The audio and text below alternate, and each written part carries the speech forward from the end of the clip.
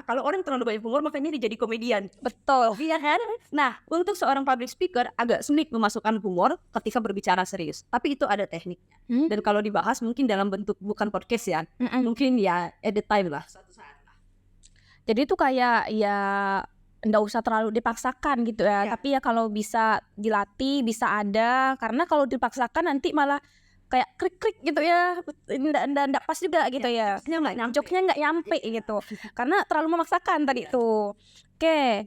Nah sekarang tentang tadi public speaking, kita kan bicara tentang apa yang kita tahu tadi kan, yang tidak menyebar hoax segala macam gitu. Nah itu kan kita harus bicara tuh terstruktur gitu kan, yang dari yang Dila amati juga nih, kakak nih juga bicaranya tuh terstruktur kayak gitu. Tapi kan itu kok ada waktu-waktu kayak spontanitas gitu. Jadi untuk mengatur gimana agar bicara terstruktur tapi di saat waktu yang spontan kayak gini tuh gimana kira-kira? Kan enggak semuanya harus dikasih teks yang nanti pertama ngomong ini dulu. Nah kalau kakak sendiri gimana tuh, spontan tapi bisa terstruktur gimana kira-kira? Oke, saya kan kebetulan pernah ikut lomba debat untuk kuliah ya. Jadi ya seumuran Dila saya pernah ikut lomba debat nasional di Surabaya. Ya. Saya ingat waktu itu salah satu, ya saya sebut aja di podcast ini nggak apa-apa, Pak Rahmat Nur Cahyo. Itu beliau itu adalah orang yang sangat saya hargai di bagian debat di Ristek Dikti pada waktu itu. Beliau bicara seperti ini, public speaking itu sama kayak orang bikin karya tulis ilmiah. Bedanya kalau karya tulis ilmiah itu kita writing, kalau public speaking itu kita speaking. Dan kenapa sampai ada orang bilang, oh kayaknya dia tuh ngomong terstruktur banget, tersistematis banget. Nah ketika kita mau menyampaikan suatu pembicaraan atau suatu argumen atau apapun itulah, coba kita sampaikan itu ya seperti model segitiga. Gimana Nah, tuh? maksudnya adalah kita ngomongin hal yang umum dulu, ke yang khusus, ke yang sangat intens. Jadi ketika kita paham dengan clue itu, contoh misalnya, kamu mau menyampaikan ide soal formasi, Iya. kamu akan sampaikan formasi secara umum seperti apa. Nanti pelan-pelan kamu masuk, kamu menjelaskan, oke, formasi itu punya 4 bidang atau 5 bidang ini loh. Iya. Nanti kamu masuk lagi dengan kamu menjelaskan masing-masing bidang seperti ini. Oh. Nah jadi kenapa orang bisa ngomong terstruktur? Karena mereka memahami tadi. Memahami bahwa ketika kita menyampaikan sebuah ide atau gagasan, sampaikan dari umum ke khusus ke sangat intens. Tujuannya supaya apa? Supaya orang berbicara dengan sistematis. Nah, sekarang kalau orang berbicara tidak sistematis, kenapa? Karena dia bingung dengan runut atas apa yang ingin dia sampaikan. Dan biasanya public speaker itu juga punya notes terhadap poin per poin yang akan dia sampaikan. Notes itu penting. Jadi kadang-kadang ada orang yang nggak bisa improve. Boleh nggak bawa catatan? Boleh. Meskipun ya catatan itu ya ibaratnya bukan kita baca semuanya. Dalam sebagai public speaker kamu haram loh kalau baca catatan dan kamu lihat dari awal sampai akhir. Maka ini juga tips nih buat adik-adik. Misalnya udah nonton podcast ini, coba nanti mulai membiasakan diri dengan misalnya ada tugas presentasi, jangan seabrek tulisan di dinding gitu. Iya. Nah jadi coba mulai latih dengan point to the point gitu. Sehingga kamu akan di situ terlatih. Karena kan itu harus dari proses. Iya. Ya, on proses yang paling dekat, proses perkuliahan. Karena kalau kamu di rumah kan agak mungkin sulit nih untuk belajar public speaking. Karena kan mungkin ibunya punya kesibukan, ayahnya punya kesibukan. Ya kamu eksekusinya di kampus. Baik di dalam kelas ataupun ketika kamu sedang berkegiatan. Jadi kalau ditanya sistematika penting nggak? Penting banget. Karena apa? Itu bikin kita ngomong lebih tertata. Iya. Satu. Yang kedua itu juga bikin apa yang kita sampaikan lebih bersubstansi. Nah kadang-kadang orang itu kan misalnya, saya udah ngomongin tentang fungsi, saya jelasin hal yang lain, balik lagi ke fungsi, itu kan repetisi. Kalau dalam istilah public speaking ya, repetisi itu kalimat yang selalu diulang-ulang. Kenapa? Karena tadi dia tidak memperhatikan nilai dari struktur dan sistematika. Makanya saya bilang itu penting untuk dipelajari, tapi saya ingatkan lagi itu proses. Jangan dijadiin tekanan. Itu ya seiring berjalan waktu saya yakin itu pasti bisa. Oke, kan Dila dulu kan pas pertama kali masuk nih, kan ada ospek kan yang di gedung konferensi itu, kakak jadi pembicara waktu itu di situ. Lalu ada yang nanya nih, nah kakak jawab pertanyaan dia tuh pakai PowerPoint. Tapi kakak itu tuh bisa, Kak Atika nih ya maksudnya, kakak tuh bisa jawab dia, misal poin pertama itu panjang sekali, tapi kakak tuh tetap ingat buat nyebut poin kedua gitu. Nah itu bisa ingat ketika udah jelasin hal yang panjang tuh gimana gitu. Padahal kan kakak jawabnya spontan juga, kayak gimana kalau saya sendiri kayaknya udah lupa nih mau jelasin apa gitu kira-kira. Jadi spontan itu sebenarnya suatu hal yang sifatnya kan respon tubuh ya. Jadi kita nggak bisa, misalnya mungkin Dila bentuk spontannya berbeda dengan rekan-rekan yang lain. Nah, mungkin saya kasih tips aja. Misalnya bagaimana sih Kak pada saat kita kayak disidak gitu ya, tapi kita bisa menjawab gitu. Pertama, kalau kita nggak tahu banget, nah kan saya nggak jawab yang tahu ya, karena kalau yang tahu kan bisa langsung jawab. Kalau kita nggak tahu banget, jangan sampai kita diem. Masalahnya kadang-kadang orang kalau ditanya, saya nggak tahu, saya menyerah dan kibarkan bendera putih, itu kan itu yang bikin dia jadi nggak bisa belajar gitu loh. Jangan diem, kamu jawab aja, meskipun nggak nyambung, jawab aja. Meskipun nggak nyambung, coba jawab aja. Karena apa? Ketika kamu jawab dan nggak nyambung dan kamu dikoreksi, ke depan kamu akan tahu, oh ternyata saya salahnya seperti itu. Dan kalau misalnya tadi Dila tanya, waktu kakak dulu ditanya, kakak masih inget poin per poinnya apa? Meskipun kakak udah jelasin banyak soal berat, tapi kakak bisa inget. Saya aja kaget pas kakak bilang kayak poin kedua, loh tadi poin pertama apa ya, sampai kayak kok bisa gitu. Karena tadi saya juga menekankan pada diri saya, makanya esensi dari struktur sistematika. Saya sengaja kayak misalnya jawab kalau ada pertanyaan yang saya perlu elaborasi panjang, saya jawab pakai oke, kita ngomongin poin pertama ini dulu, poin kedua ini dulu. Tujuannya supaya apa? Supaya sistematis aja, dan tujuannya supaya mudah untuk didengar. Karena begini, kadang-kadang orang kalau dia mendengar dalam bentuk poin, dia akan notes. Betul. Poin pertama ini, poin kedua ini. Tapi kalau saya jawab tanpa poin, sebenarnya substansinya sama. Tapi karena saya nggak jawab pakai poin dan mungkin yang saya bicarakan terlalu banyak, mereka nggak akan notes. Betul. Dan mereka akan forgetting gitu, lupa sama hal itu.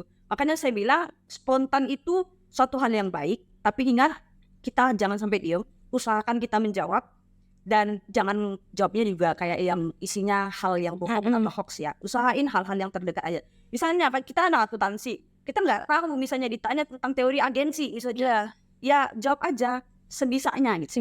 Coba jawab ya Bu. Ya kalau misalnya salah kan nggak apa-apa. Makanya itu saya bilang, yang membedakan kamu ketika kamu sebagai seorang mahasiswa adalah forum diskusi, forum logika, forum analytical. Itu yang kamu pelajari. Dan pastikan buat Dila juga, buat teman-teman yang nonton juga, kamu dapat itu ketika kamu keluar dari kampus. Karena apa? Ketika kamu kuliah, ini pesan dari saya aja sih, bukan pesan sih, karena saya juga alumni alumni informasi juga. Saya itu IPK-nya hafal deh. Wah, panutan. Nah, tapi saya nggak bisa bawa IPK 4 itu untuk bekerja. Kenapa? Karena pada saat kita bekerja, yang kita butuhkan bukan hanya IPK 4, tapi yang kita butuhkan adalah kemampuan, salah satunya public speaking kita. Betul. Kedua, kemampuan adaptasi kita. Yang ketiga, barulah nanti didukung dengan kemampuan akademis kita. Makanya ketika kita ingin dihargai orang, kita harus menghargai orang. Cara kita menghargai orang adalah kita harus bisa berkomunikasi dengan baik. Dan itu adalah salah satu isu penting di dalam public speaking. Jadi tuh kayak ya sebagai mahasiswa juga banyak privilege sih, kayak misal kita harus ikut organisasi, kenapa sangat-sangat diharuskan, karena itu yang jadi media kita gitu kan. Kalau kita cuma di rumah aja tuh kan kayak ya harus lebih effort gitu kan, harus madep kaca tadi kan, nggak harus organisasi, tapi kan ya tetap harus sehe. Kalau saya sendiri sih nggak sehe nih ngadep kaca gitu kan, mending langsung keluar aja ngomong sama siapa-siapa aja gitu kan, ngomong panjang-panjang lebar, latihan gitu ya. Nah sekarang nih Kak, ke gaya bahasa nih, kan kita punya audiens itu kadang beragam-ragam gitu kan. Ada ketika misal kita presentasi, ada yang semangat dengerin kita gitu, ada yang kayak emang dia tuh setengah-setengah neknya, tapi kita nih mau buat mereka semua tuh perhatian ke kita, madep kita semua gitu. Nah kira-kira kalau audiens berbeda, gaya bahasa yang perlu dipakai tuh ya seperti apa sih kalau menurut Kakak? Oke, jadi ini kalau misalnya randomize audiens dalam satu. Nah yang pertama kita harus paham mayoriti dari audiens kita siapa. Kalau kita berbicara gaya bahasa diksi, itu banyak banget frasa yang bisa dibahas. Contoh, mungkin kalau kita ngomong nih, oke Dila, nanti saya pertimbangkan. Itu semua orang udah tahu. Tapi saya ganti diksi itu ketika saya berbicara dengan katakanlah ahli atau orang-orang yang kemampuan akademisnya tinggi. Maka saya akan mengganti itu, baik nanti saya akan konsiderasikan. Itu berbeda. Terus misalnya saya berbicara dengan mungkin orang umum, saya akan berbicara, nanti saya berikan penjelasannya. Kemudian kalau saya berbicara dengan orang-orang yang ahli atau akademisi atau seperti mahasiswa, saya akan ganti, oke nanti kita explore dan kita elaborasi ya. Itu adalah bentuk gaya bahasa, diksi.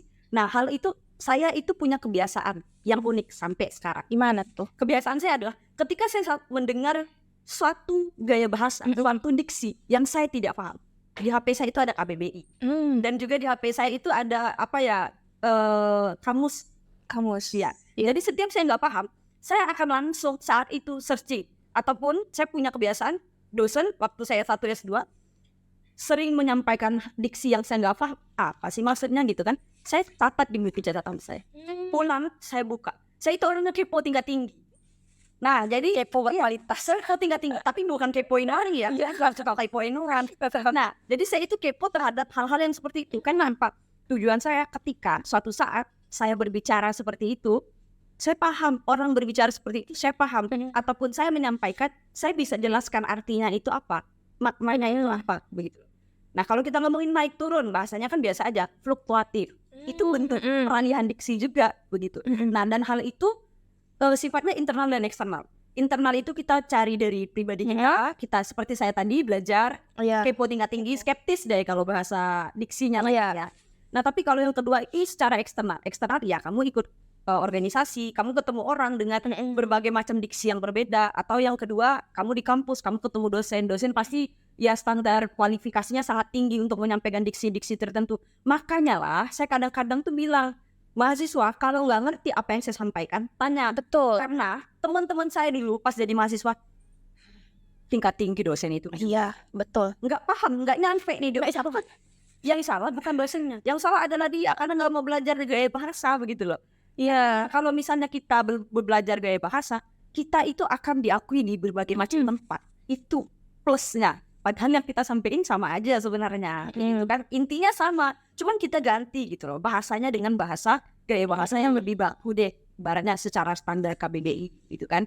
Nah, itu soal gaya bahasa. Terus kalau misalnya ditanya, Kak, bagaimana Kak di dalam suatu masa, dalam suatu audiens itu random isinya. Kita harus menjadi service center, pusat bagi mereka untuk mereka bisa, oke, aku fokus nih dengan apa yang kamu sampaikan.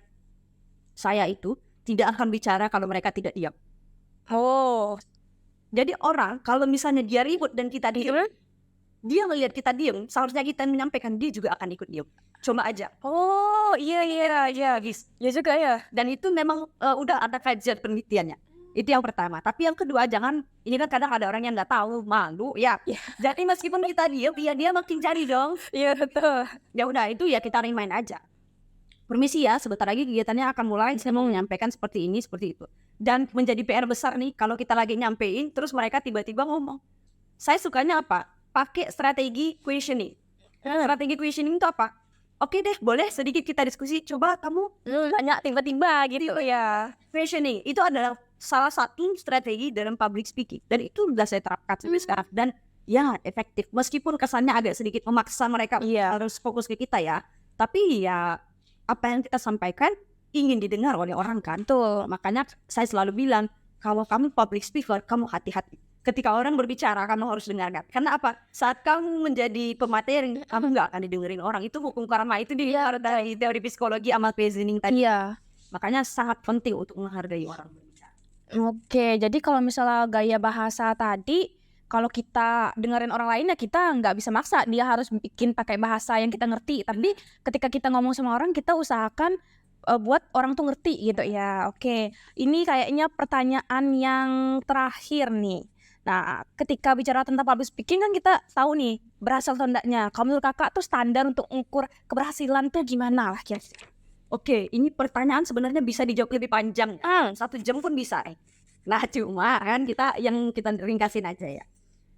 Keberhasilan public speaking itu tidak bisa diukur secara agregat seperti kamu mengukur nilai. Iya. Kenapa? Karena dia sifatnya abstraksi. Itu satu yang mau saya sampaikan. Yang kedua, orang mungkin bisa menyatakan dirinya berhasil ketika dia bisa mengatasi rasa malu. It works, itu berhasil. It's successful for you. Itu berhasil buat kamu. Tapi belum tentu buat orang-orang yang sudah terbiasa dengan public speaking. Jadi daya keberhasilan antara satu orang dengan orang yang lain itu berbeda. Makanya saya selalu sampaikan di banyak orang yang mereka itu menstigmatisasi, memberi untuk entry dirinya, membatasi diri. Aku tidak bisa berbicara di depan umum. Itu adalah bentuk kegagalan. Kalau kegagalan bisa diukur.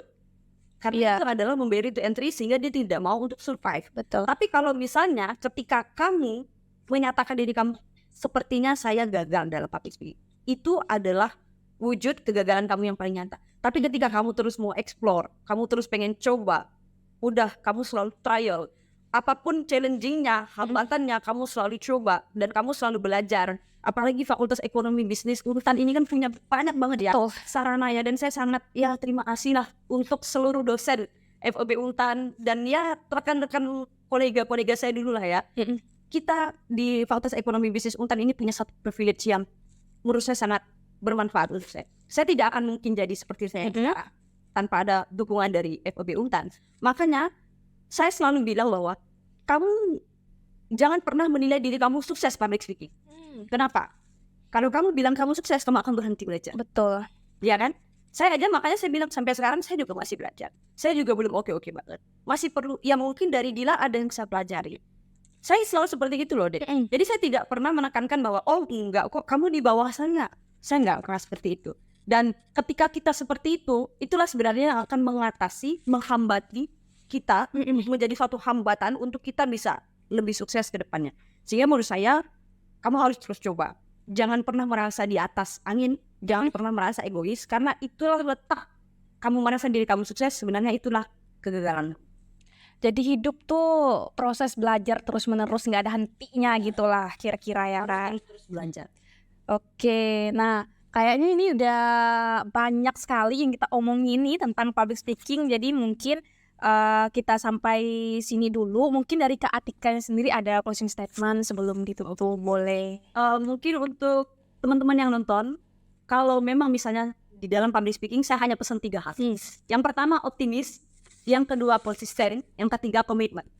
Dan ini harus saling relate, harus saling feedback, harus saling link back. Nah kalau kamu optimis tapi kamu tidak konsisten juga percuma. Tapi kalau kamu konsisten pun kamu nggak komitmen, itu sia-sia. Jadi menurut saya coba aja terus, kamu masih mahasiswa, explore terus kemampuan kamu, diri kamu, jangan pernah malu dan jangan pernah membatasi kemampuan. Yakinlah kalau misalnya kita terus-terusan belajar dan kamu memanfaatkan semua hal yang telah disediakan oleh FEB Untan ini, atau kalau kamu ikut organisasi di luar, saya yakin at the end of the day kamu akan bisa menjadi pembicara yang hebat.